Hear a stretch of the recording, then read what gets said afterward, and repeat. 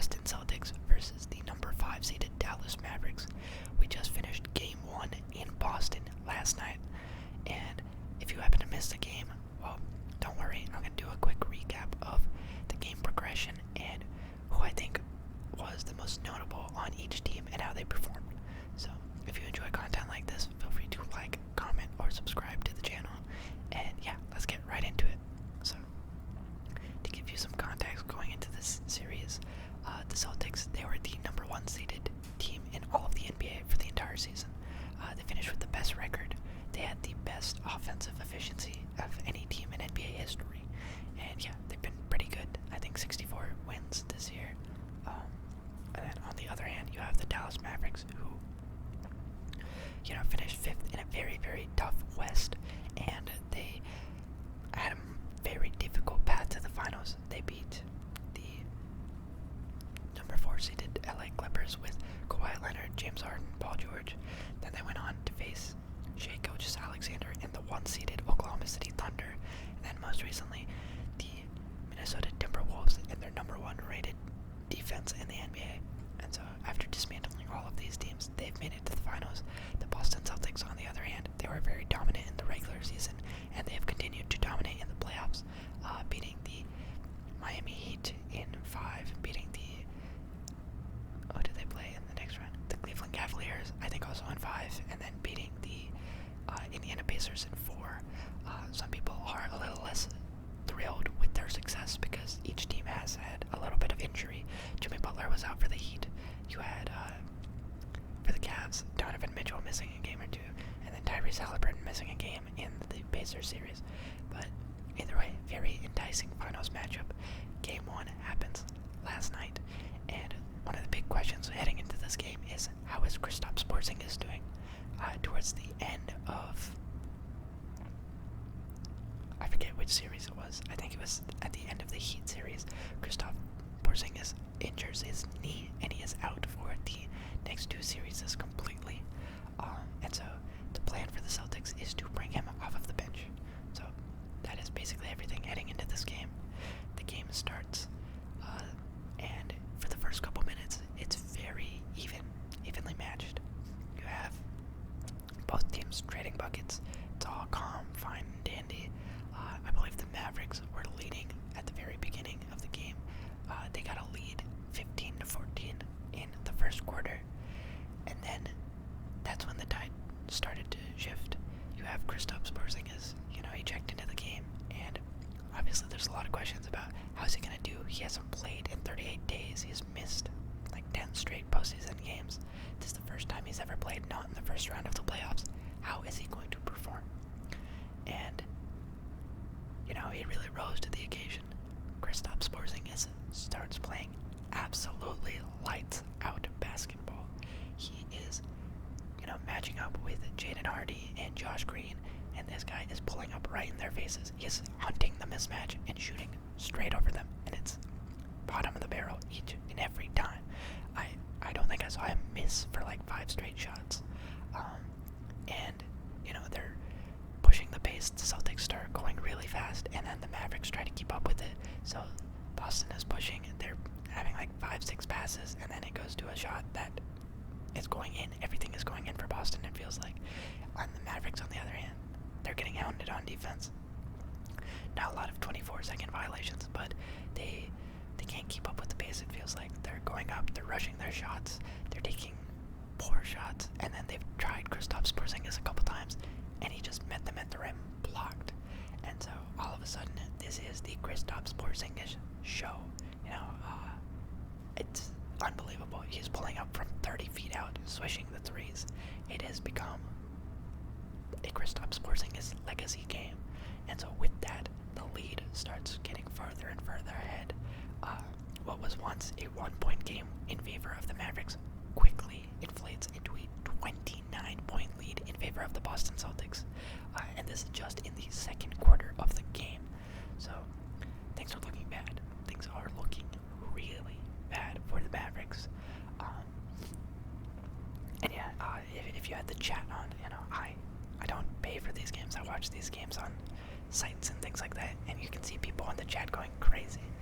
Everyone's saying, Kristaps Porzingis saying, God, bring us home. It's, the emotions are high in Boston. Everyone is very happy. Then, towards the end of the second quarter, the Mavericks are able to cut it down a little bit. They're able to win like the last minute and a half of that period. And so, going into halftime, it is now a 21-point lead. The Boston Celtics defense did a phenomenal job of limiting the Dallas Mavericks, held them to just 42 points in the first half, while being able to muster up 63 points of their own. So 21 point going into half. Obviously, it's looking pretty bad. So you have to wonder, how is Dallas going to respond? What are they going to do? How can they even save this game at this point? Well, they come out in the second half and they do a great job of limiting Kristaps Porzingis. That's the first thing. They kind of silence him for the first half of the third quarter, and during that time, they're able to respond with their own run. For a bit there, they outscored Boston by at least 10 points, maybe even more. Luka has started to get it going. You know, he always has a good game, you can say. Like, his first half was pretty solid, but by the third quarter, he's already gotten up to like 29 points. And so now all of a sudden, what was once a 29-point lead and then a 21-point lead getting into the half is just an 8-point lead for the Boston Celtics, and things are getting scary because the Mavericks are having the momentum now. They're getting to the line, and they've really dismantled Boston's offense. Up till this point, Boston has scored less than 10 points in the entire third period. So Luka himself has outscored them. And you have to wonder, like, oh my goodness, is Boston going to choke this lead? What happened? Because they kind of got flat, they got lazy, they started settling for worse shots. They're kind of killing the time. They're not driving into the defense, not many passes. They're just dribbling around and then shooting a shot and missing. So, what do? Boston Celtics respond by going on a 10-0 run of their own, mostly led by Jaylen Brown, I would say. He starts going straight at Derek Lively. Derek Lively at this point has done a pretty good job of getting under Kristaps Porzingis' skin to start the third quarter, and so they cut it down to 8. But then, within like 2 minutes, they attack Derek Lively on 3 straight drives, and he picks up 3 fouls. So he goes from 2 fouls to 5 fouls, and now all of a sudden, your main enforcer against Porzingis is, you have to sub him out. There's still a lot of time left in the game, and with that, the lead inflates right back up. So by the end of the third quarter, even though the Mavericks had cut it down to just 8 points, it has now gone back up to a 20-point lead. So, kind of crushing. If you are the Mavericks, you know that you got things going, but couldn't really hold on to it and get fully back into the game. And then, not much to really say about that fourth quarter. The third quarter, I would say, the first half, it had Luka's name written all over it, and I will give props to Derek Lively. The second half of the third quarter, all Jaylen Brown. Jaylen Brown, on the offensive end, driving to the rim, he got them back in their groove, kind of led it's not a comeback because they still had the lead, but got them back into playing how they were in the first half, and made some great defensive plays. So with that 20-point lead heading into the third quarter, can the Mavericks do anything? And the answer was no. The Celtics managed to keep their lead exactly as big as it was for the entire first 7 minutes of the fourth quarter. Dallas, they tried. They were still playing, but with about 5 minutes left in the game, Dallas decides to pull out all of their starters. And so, with that, you have basically game 1 decided. Surprisingly, the Celtics left in their starters for a few more minutes, and then maybe with like 3 minutes left in the game, Joe Mazzulla sends in the backups, the reserves, and so game 1 ends with a final score of 107-89 in favor of the Boston Celtics. You have, that is the game. You weren't there, but maybe you were there, maybe you watched, maybe you didn't watch. If you didn't watch, you get a pretty clear idea of what happened. The game was still very competitive. It looked very good in the third quarter. Dallas's chances of coming back and possibly winning were the highest at that point. Obviously, in the first half, it was kind of an onslaught, but the third quarter was very competitive. So I think that bodes well for the rest of this series. It could be close. Game 1, not as much. Boston got off to a hot start. They're making a lot of the threes. Dallas was not. And, the surrounding cast for Dallas really just didn't play that well at all, whereas the Celtics had everyone contributing in a good way. So, no fear for the Mavericks. I don't think, nothing to lose, too much sleep over. Yes, you did come out kind of flat, but they'll figure it out. And hopefully they'll just have less foul trouble with Derek Lively. I think that'll be a big piece. So with all of this, I want to give out a couple Game 1 awards. Just a couple that I've seen in like Instagram posts. And as I was watching the game, I was making mental notes of who I think the outstanding performers on each team were in this first game. So first up, we've got Player of the Game. And I think this has to go to no other than Kristaps Porzingis. Obviously, this guy was out 38 games straight, 38 days straight, missed their last 2 series completely. He's coming off the bench. Big question mark. How is he going to play? He's never played this late in the playoffs. And it was phenomenal. Absolutely brilliant. He put up 20 points, plus 13.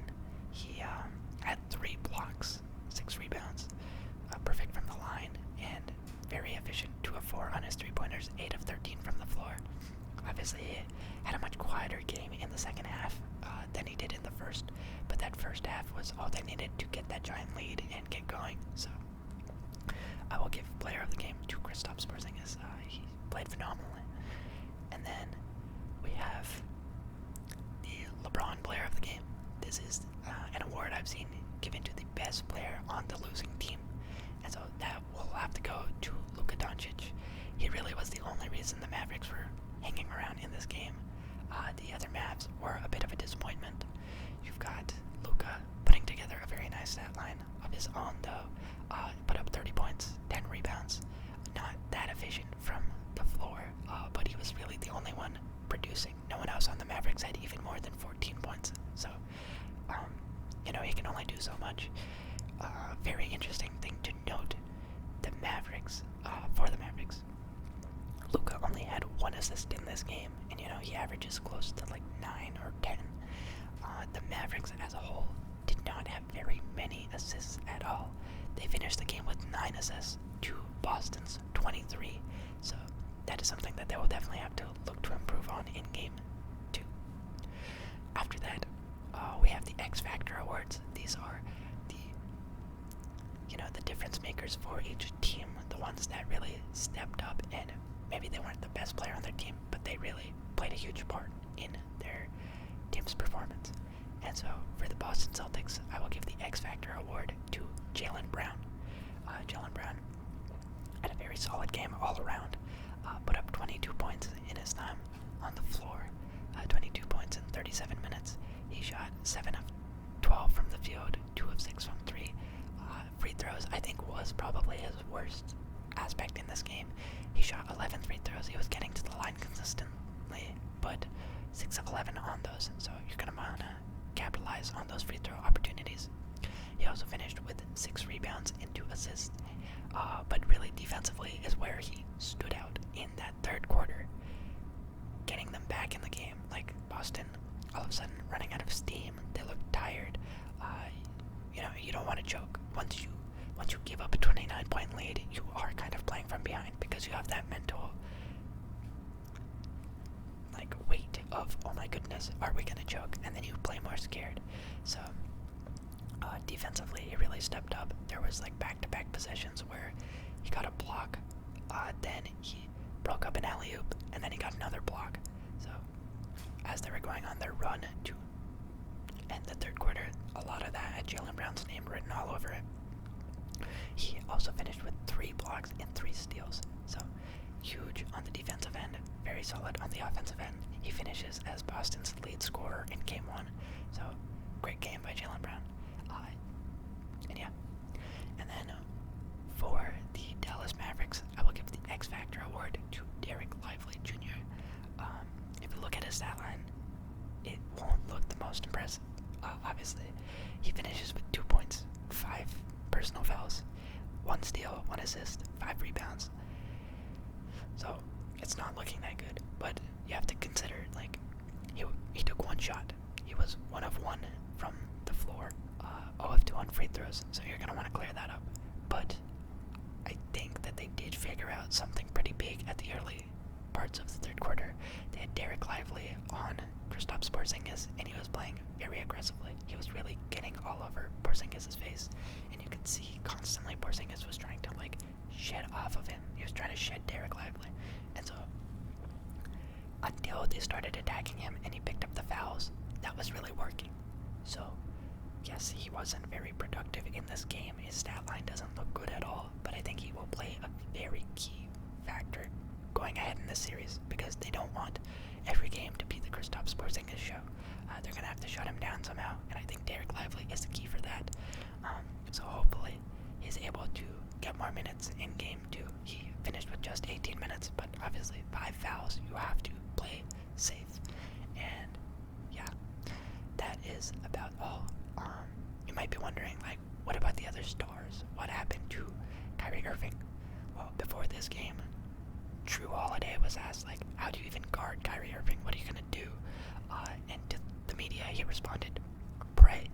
And so it looks like his prayers worked because Kyrie Irving really put up a stinker in game 1. He was a Dallas Mavericks worst player in terms of plus minus. He was minus 19. Put up just 12 points in game 1 on 6 of 19 shooting, and he finished 0 of 5 from the 3-point line. So not very good at all. He was very limited. He did make some tough shots and he looked good, but for most of the night he was taken out of it, and they did a fantastic job on him. So he will look to improve in game 2. Also, another factor is just he used to be on this Boston Celtics team, and the Boston crowd absolutely hates him. Every time that he picks up the ball, you just hear boos, tremendous boos that fill up your entire speaker. So Kyrie, he's still all smiles. He's not seemingly fazed by it, but his play was not very good, so he's gonna have to step it up. Luka putting up 30 on his own, he's gonna need that help of the rest of those points. 12 points is not gonna cut it. So yeah, that's what happened to Kyrie in game 1. And then Tatum, on the other hand, though he was not a standout dude in terms of Kristaps Porzingis' amazing performance and Jaylen Brown's all-aroundness, Tatum still played a very good game.